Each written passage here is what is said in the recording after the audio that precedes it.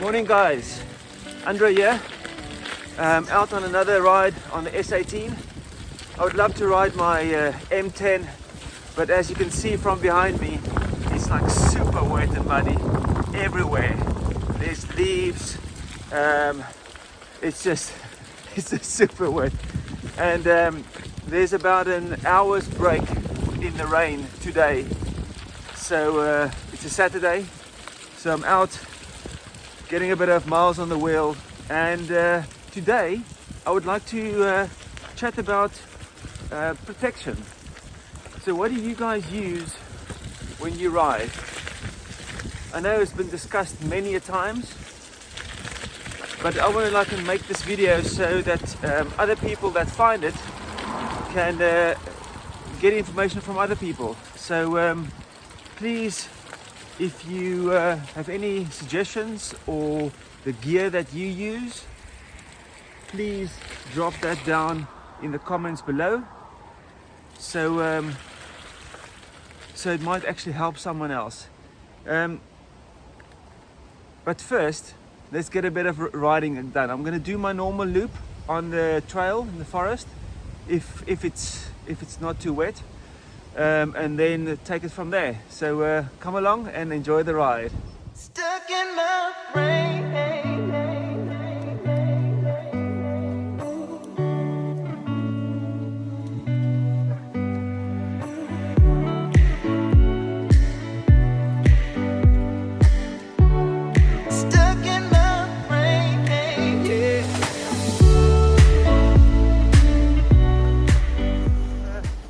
Talk about a bit of protection. So what do you guys use, and what do you recommend for new riders and then seasoned riders? So I'm just going to run through my gear that I use. As you can see, I've changed from a normal, I had like a BMX helmet, just normal BMX helmet. It's sort of like a multi-sport helmet that I started with, and then I slowly migrated to a full face helmet, because you can see so many people, as the wheels become faster and the guys actually push the wheels a little bit further, you see more and more people ride with like a proper full face helmet, or a motocross helmet, or a mountain bike helmet, downhill helmet. So this is a Super Air R Bell helmet. Love it. I actually love this helmet. It is super light. I like the way that it converts, so you unclip it at the back and you can take the whole chin piece off to just transform into like a trail helmet. So if you do mountain bike, then at least you can take the chin guard off if it's a little bit of an overkill for that specific ride. And then the other stuff, I don't currently wear any protection on the shoulders, but I've got under my jacket, I've got not knee pads, elbow pads. It's a pair of Fox elbow pads, but I'm thinking of upgrading them to maybe a pair of Leot elbow pads. On the knees currently, I've got a Revit motorcycle trousers with armor on the hips, the back, like the coccyx, and on the knees. So this is currently what I use for riding. And then, as I said in previous videos, that I swap between my trainer shoes and my Vans, the flat shoes. And it all depends on really the weather. If it's really dry, the Vans works perfect. If it's really wet, I think the trainers works better. Again, I don't ride very fast when it's super wet, because I don't really want to come off, and it's already started drizzling out, and it's really boggy and wet. So going 25-30 miles an hour is perfectly fine, but I just don't want to come off this early in the morning. I haven't even had breakfast yet, so, I don't really want to come off this time of the morning. But you know, cruising at about 18 to 20 miles to 25 miles an hour is perfectly fine. And yeah, the elbow pads, and I see a lot of guys starting to use also that allot dual access pads. They really look awesome. I found a little motocross shop that actually sells them in Oxford, so I want to make my way through to them and go and check them out, because no, it's all good and well. You know, you can get it from quite a few dealers like Chain Reaction Cycles or Wiggle. They all sell them. The only problem is, you know, if you don't have a size reference, then you know, then you buy, say, a small, and the small doesn't fit, then you have to go through the hassle of sending it back and getting the medium size. Where I can just drive to the shop, go and fit it on, get the right pair, and maybe get some other stuff as well. So so the allot stuff that I've been reading about is really nice. It's awesome. It's usually hard on the outside, and it really moves with your knee. So if you bend, you've got top of the knee protection, knee cap protection, and then bottom of the knee and shin protection. So it's really nice stuff. So that's the allot dual access. Now they do elbow pads as well on the same type of style, and that also looks really nice. So I really want to go and fit this stuff on. So that covers the knee and the elbow pads. On the glove side, you know, I've got downhill gloves that's got thick padding and gel on the inside. I swap also between wrist guards and this.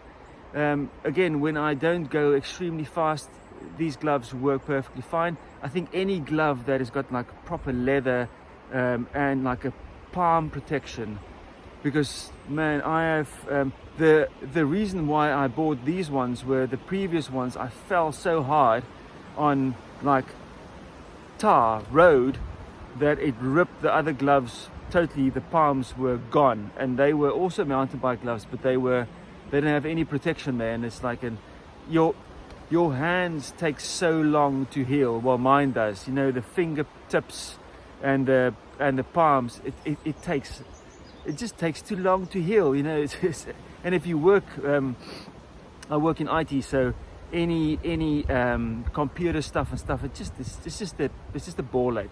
So gloves, full gloves, any glove is really good. So I swap between the wrist guards and then the gloves, like a mountain bike glove, and any like durable glove. You know, even if I've got a pair of GS motorbike gloves, and they are also not too restrictive, but they're nice and strong. They've got proper protection everywhere, because when you go down, you know, you slap the ground hard, and then it's not fun.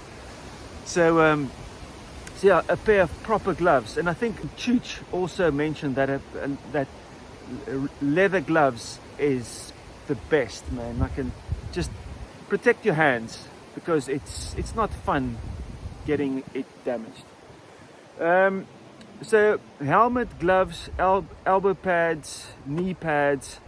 The other stuff that the guys also use is like under trousers that's got extra protection in. So say you ride with a loose pair of trousers type of thing, or yeah, trousers, then the underpants is like it's like a pair of shorts that's got padding on this, again on the hip sides and on the back. That actually helps. So if you come off the back, then if you fall on your bum, it doesn't well, it's protecting it. So you don't really want to. To be honest, falling backwards. I think I saw a video of Marty where he fell backwards when he got a wobble going down this mountain pass. That's not ideal. He was like really lucky, because it looked like he straightened up and he fell on his backpack. So it's sort of another safety protection is riding with a backpack with the like a jacket or something in, because all these things it all helps, you know. If you fall on your back on normal, like a normal jacket, you're gonna feel it. But if you fall on your back when there's like a backpack or something, it protects you. So that's how the back protection stuff works. It's a armored rubber pad that fills your whole middle of your back here. So if you fall on it, it basically keeps your helmet and your back in perfect alignment. So when you lie down, you don't fall like totally back or totally forward. You fall perfectly flat. So that's also, you know, you get look at some armor jacket. I saw Chooch talking about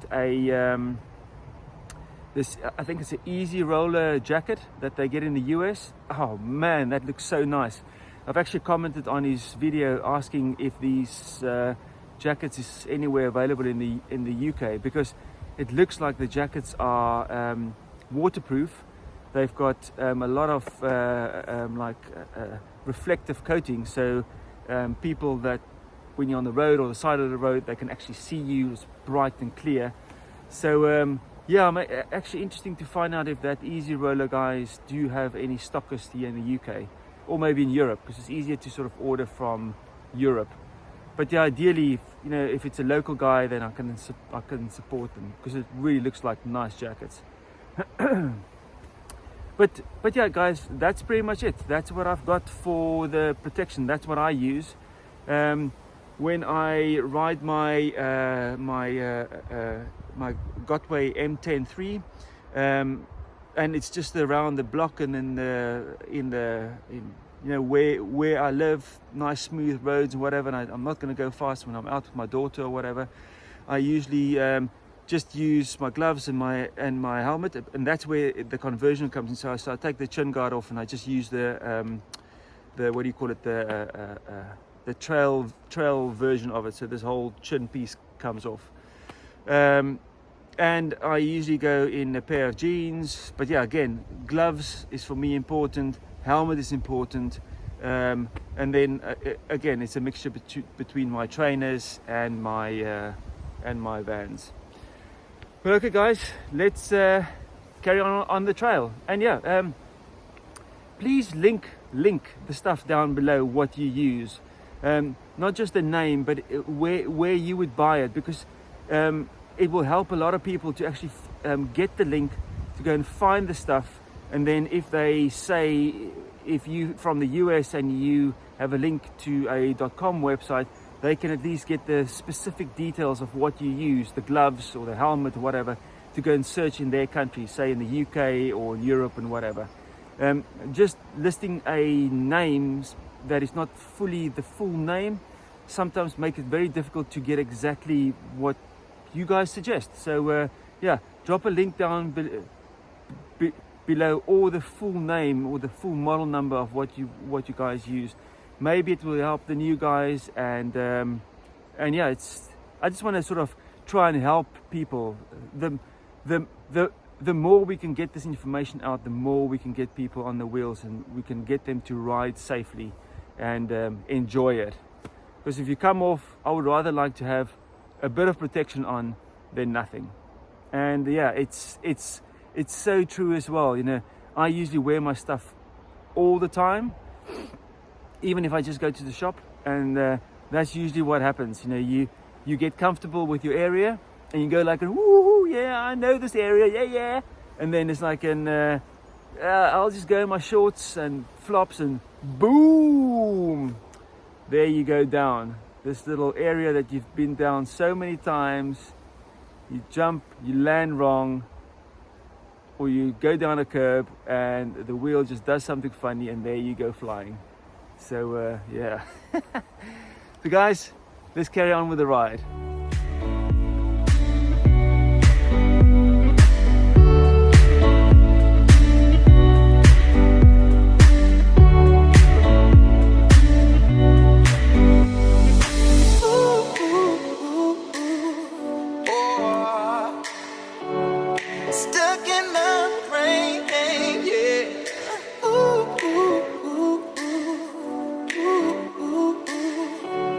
Stuck in the rain.